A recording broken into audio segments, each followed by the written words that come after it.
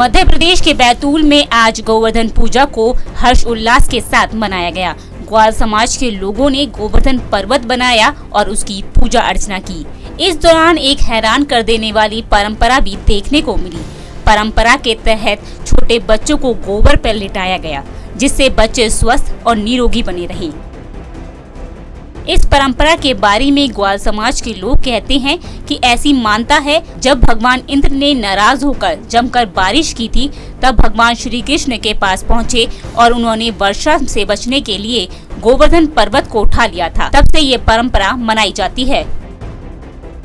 पुरानी परंपरा है, हम तो बचपन से देख रहे हैं, पारंपरिक है।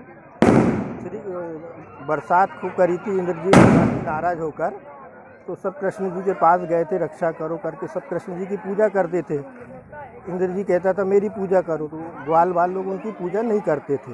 तो उन्हें खूब भारी वर्षा करी, जिससे त्रस्त होकर सब ग्वाल वाल कृष्ण जी के पास गए। कृष्ण जी ने गोवर्धन पर्वत को उंगली पर उठाकर उनकी रक्षा करी। बच्चों को डालने की क्या मान्यता है? बच्चों को डालने की परंपरा ऐसी चली आ रही है कि इससे निरोगी रहते हैं, सुखी रहते हैं। अपन मांगलिक कार्यक्रम में भी गोबर का उपयोग करते हैं। कथा हुई, पूजन हुआ, गोबर बना और गोबर से लीप के घर को शुद्ध करना। और अभी तक के ऐसी कोई बात नहीं हुई है किसी को किसी प्रकार का इसका इफेक्ट पड़ा हो या किसी प्रकार का बच्चों को नुकसान हुआ हो। तो इसको इसी हिसाब से चलते आ रहा है। परंपरा तो ऐसी है, द्वापर युग से चली आ रही है। इंद्र भगवान ने कोप किया था ब्रज पे 7 दिवस तक निरंतर 24 घंटे वर्षा, घनघोर वर्षा, बिजली। तो उस समय पहले उसके द्वापर के पहले यानी गोवर्धन महाराज को पुजवाया जाता था। तो वो गोवर्धन पर्वत को ही उठा लिया भगवान श्री कृष्ण ने अपनी उंगली पर, और 7 दिवस तक के वहाँ खड़े रहे।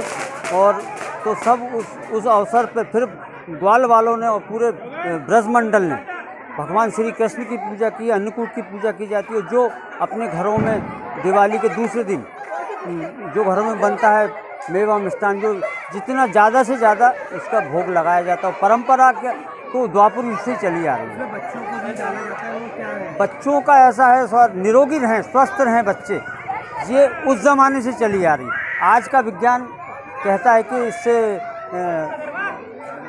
साइड इफ़ेक्ट वगैरह होते हैं, लेकिन ये हमारे भाव हैं, भावनाएं हमारी, भगवान कृष्ण का आशीर्वाद है हमारे ऊपर। हमें आज तक तो ऐसा कोई साइड इफ़ेक्ट मालूम नहीं पड़ा।